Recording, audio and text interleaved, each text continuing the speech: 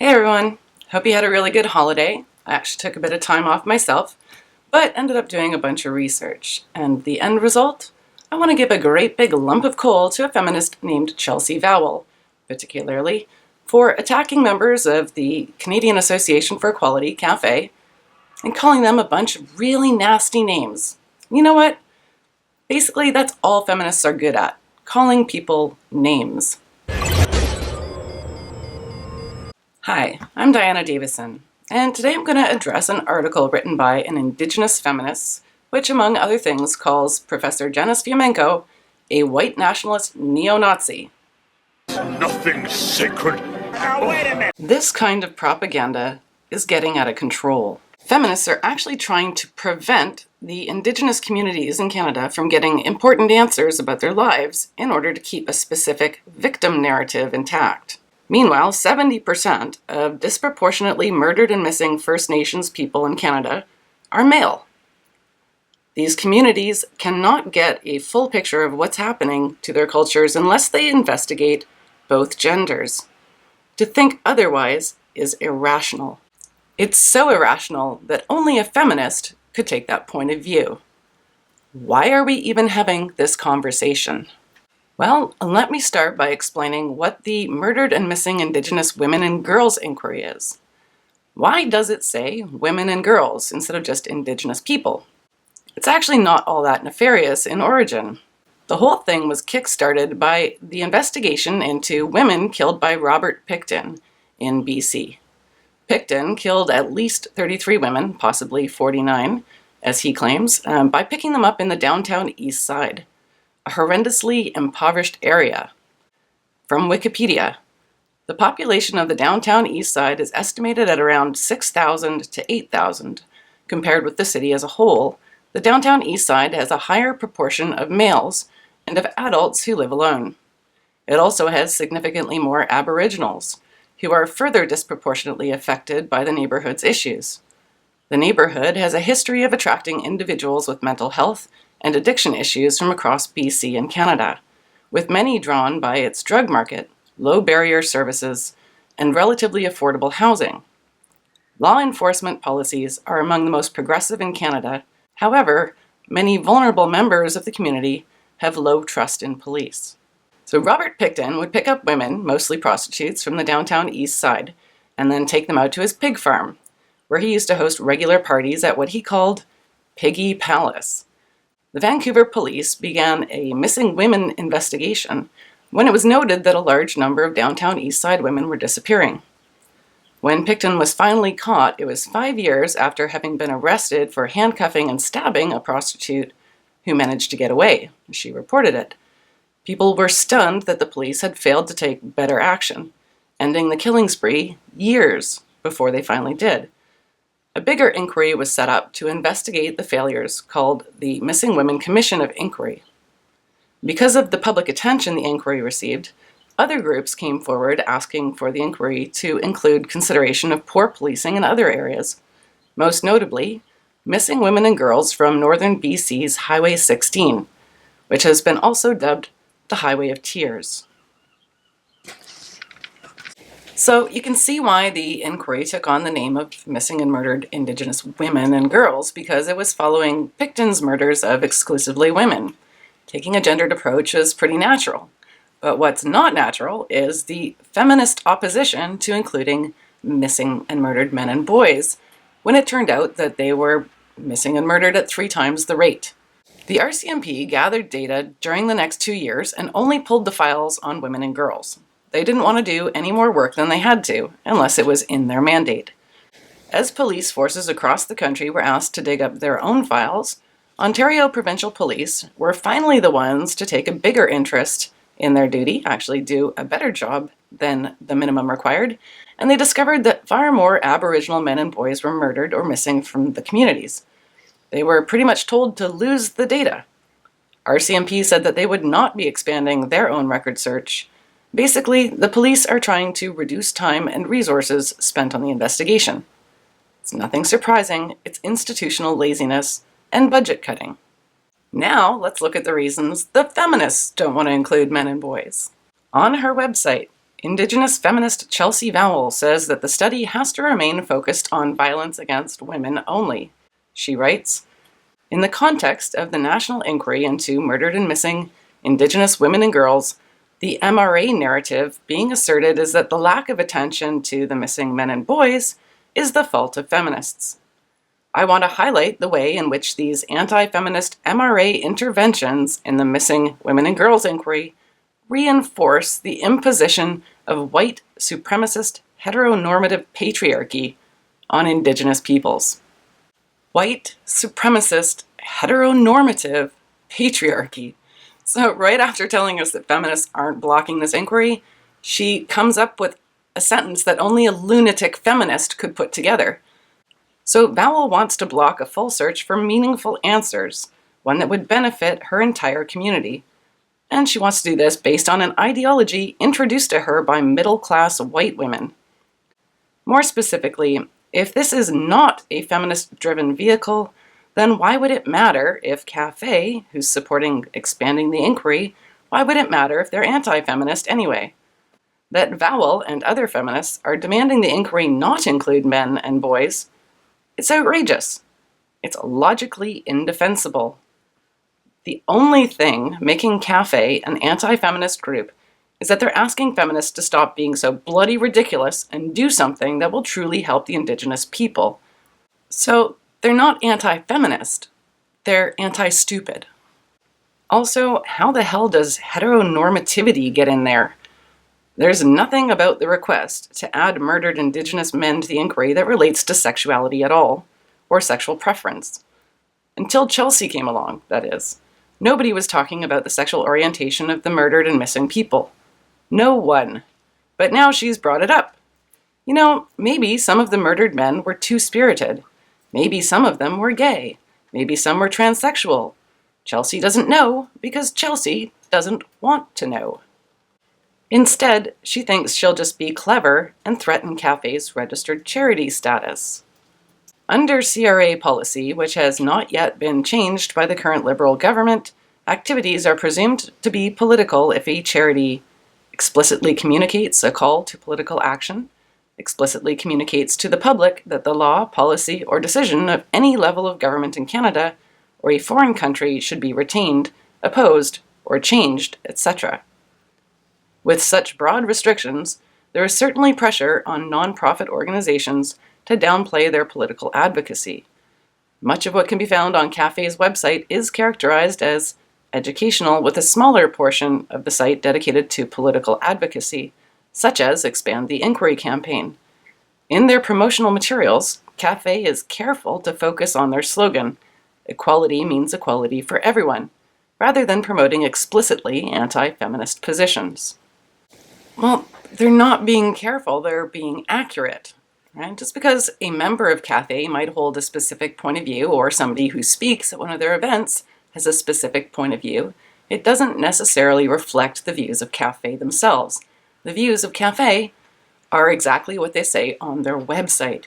This is something that feminists can't seem to wrap their minds around, that instead of no platforming views because there's something that maybe is a little niggly thing you weren't very happy about, instead of doing that, why don't we have people express more points of views so we can engage in debate? Now, in regards to Cafe's registered charity status, considering that Chelsea Vowel has a law degree, she's being rather disingenuous. The CRA website gives very detailed descriptions of how charities can engage with the government in ways that are still charitable acts. Cafe's involvement, asking for a pre-existing inquiry to be more inclusive, absolutely fits within the guidelines, and Chelsea knows it. Or she ought to. Her argument, if she was correct, would strip almost every feminist organization of their status as well. And she knows she's not correct. She's got a law degree. I'm going to say this was intentional misinformation, very shameful for a member of the legal community. So Vowel then moves on to her personal attacks, and she starts with David Shackleton. Shackleton is the president of Cafe's Ottawa branch. She quotes old articles that he wrote about 10 years ago, in which he compares feminism to the hateful ideology of the Nazis. So, Shackleton's bad because he hates fascists. Amusingly, Vowel then goes on a prolonged attack against Janice Fiamenko, Shackleton's vice president, by calling her a white supremacist, neo-Nazi colluder. In May of 2016, Fiamenko appeared on a white nationalist radio program, Radio 314. The program is endorsed by the neo-Nazi website Daily Stormer. Well, that's a little bit too much 6 degrees of Kevin Bacon for me. So Vowel then goes on to attack Janice's husband. Apparently, she failed to realize that David Solway is Jewish. Fiamenko and Solway are not merely anti-feminists, they're also proudly anti-Muslim. In a 2016 co-authored piece, Fiamenko and Solway discussed the growing epidemic of rape, forced prostitution, and sexual molestation associated with the Muslim entry into Western societies, but caution about focusing too much on certain classes of victims, gays and young women, at the expense of caring about how Muslim immigration impacts straight men and their sons. Solway warns that we are engaged in a war that has gone on for 14 centuries with Muslims, and that Islamic immigration must be drastically curtailed, if not completely stopped. He also insists that for Muslims already settled in the West, surveillance must be intensive, methodical, and ongoing, and all mosques which are effectively command centers must be stringently investigated, and many must be closed down. Now, given the specific targeted animosity from radicalized Muslims against Jewish people, and given that David Solway is Jewish, it kind of makes sense that he might have a stronger opinion than Chelsea, whose community is not the target of Islamic terrorists.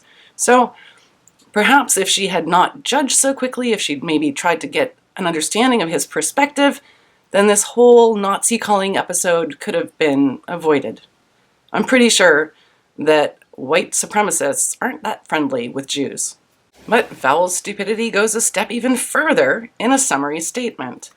This alignment by leaders and dedicated members of CAFE with self-proclaimed neo-Nazis and virulently misogynistic organizations in order to pursue the shared causes of anti-feminism and Islamophobia is concerning. What? Where? And self-proclaimed neo-Nazis? That's just an outright lie. And this isn't my nose, it's a false one. Will? Well, we did do the nose. So we're to believe that Janice Hitler Fiamenko married a Jew. Well, I bet her husband gets a little bit nervous every time she turns on the oven in the kitchen. Be like, honey, what you making in there? Now, it's my understanding that Chelsea's blog did some amazing work in the past correcting misconceptions about Aboriginal communities. It's a shame that she's now spreading misinformation on her website for a purpose that will actually bring harm to Aboriginal communities. How can Chelsea not think that violence against men informs their behavior and affects the whole community? Why does she not care about dead men? Can she no longer see a healthy community as a combination of both men and women? This is what feminism has done for Chelsea Vowel. It's turned her into a psychopath. Indigenous feminism, mainstream feminism, in its various waves and iterations, is often associated with white women and their particular historical context, lacking analysis of class and racialization. As a result of this, diverse Black, Indigenous, and women of color have distanced themselves from the term feminism by creating other terms for a gender analysis that includes the legacy of colonization and racialization, such as womanism and Indigenous feminism. Please note, Chelsea, that the phrase Indigenous feminism actually includes the word feminism, like right in it. So you're not actually distancing yourself from that word, like at all. I also wouldn't mind an explanation of what diverse Black, Indigenous, and women of color means. I do realize that Black isn't technically a color, but I'm wondering if diverse Black is some sort of newfangled bullshit that I just haven't heard about yet. She finishes up by attacking Adam Jones, the most vocal advocate for including men and boys in the inquiry. Problem is, Adam Jones is a feminist. This presents a problem for Chelsea because she can't continue to accuse CAFE of being anti-feminist when they're helping a feminist. The quick solution is to take away Jones's feminist card. But why would she do that? Jones's interest in the inquiry stems from his academic study of genocide. He sees that the Indigenous populations of Canada are at risk, and he wants to help protect them. Well, sure, he's a white guy. That tells you something about white guys. They can actually be compassionate and valuable allies, if you just stop disparaging them for a moment. Yes, skinny, educated white dude wants justice for murdered and missing Indigenous people. Shock and horror. Destroy that helpful white man. Shut him up fast so other white men won't start caring too. See, only feminism can infect your brain like this, Chelsea. Ernie Cray. He's the only one who gets a kind word in the article. She feels sorry for Ernie. She thinks he got duped into accepting help from the wrong people. Even though feminists are constantly saying that men should start their own advocacy groups to solve their own problems, anytime they do that, that turns out to be wrong too. She includes the good Dr. Jones as one of the people Ernie should stay away from. You know, the guy who wants to stop the genocide of First Nations people, because Jones has the wrong skin color. One thing Chelsea doesn't do in this article is offer to help Ernie Cray herself. She says, well, women have been fighting for decades to get this far, so, instead of helping you out, because we're all Indigenous people together, instead of helping you out, we think you should struggle and suffer for 20 years and not being heard. So then, you'll be equal to us or something. It's entirely possible because to feminists, the word equality means something very, very strange. About Dr. Jones, Chelsea makes an interesting claim. She says, nonetheless, even as a self-professed feminist, Jones engages in the same kinds of rhetorical tactics as MRAs. In particular, he mischaracterizes feminism, claiming that feminists think gendered violence can only be the gendered violence that men inflict against women, not the violence that women inflict against women, not the violence that men inflict against men. This claim is not even remotely accurate and is indeed a strange thing to assert when identifying as a feminist. Are you even kidding me? That feminists don't see violence as a gendered issue? Okay, well, let's have a look at what somebody else says, an activist who's been very engaged in this entire inquiry from the beginning. This is Fay Blaney in the Georgia Strait. In the year since the federal government launched an inquiry into missing and murdered Indigenous women, she has been working to focus the commissioner's agenda on the root of the cause. They are looking at colonization and putting families first, and systemic violence, none of which are gender-specific, the former UBC and Langara women's studies instructor tells the Georgia Strait during an interview at the Carnegie Center. There has yet to be any examination of male violence against women. And what does Fay Blaney have to tell us about the type of community solution that she's looking for? The worst thing that's happened to her community since colonization? Well, a patriarchal system was put in. She says, it's quite contrary to our clan system, Blaney explains. In that system, women were the heads, the matriarchs. It was intended that way. Now, she says, Indigenous women are marginalized not only in dominant society, but in their own communities.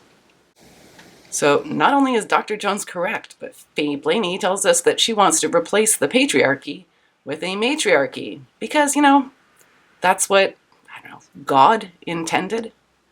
Now, I don't think that there's a singular reason why feminists want to keep men and boys out of this inquiry. I think there's 53 million reasons, and each one of them has a dollar sign. But on that note, it's quite interesting that the government spent, apparently, $70 million excavating the Picton farm to find all the dead bodies, but they're only going to spend $53 million on an inquiry figuring out how it happened. Oh yeah, one last thing. I'll just save Chelsea a bunch of time so she doesn't have to look it up. I'm an incredibly bad person too.